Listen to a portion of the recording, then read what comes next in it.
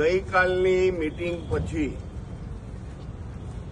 અમારા સચિવશ્રી ને આશા હતી કે અમે ફરીથી અમને મળવા જઈશું, પરંતુ અમે અમારા પ્રતિનિધિઓ સાથે એક જગ્યાએ બેઠક કરી. એના પછી હું પોતે સચિવાલયમાં ગયો હતો.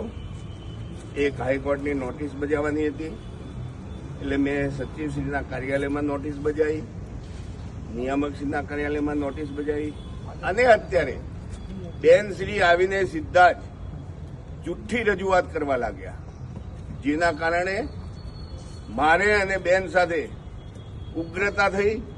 બેન મીટિંગ છોડીને જતા રહ્યા, અમે મીટિંગ છોડીને બહાર આવ્યા. કોઈ ચર્ચા થઈ નથી. અમારું આંદોલન ચાલુ છે. કોઈ પણ દુકાનદાર, વ્યાજબી ભાવનો દુકાનદાર ચલણ ભરશે નહીં, ભરાવશે નહીં.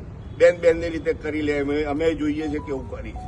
પ્રહલાદભાઈ, આગળ કોઈ સરકાર ધારો કે ફરી અમે રાજીનામા આપવા તૈયારી કરી રહ્યા છીએ. આખા ગુજરાતના રાજીનામાનો ઢગલો કરી દઈશું.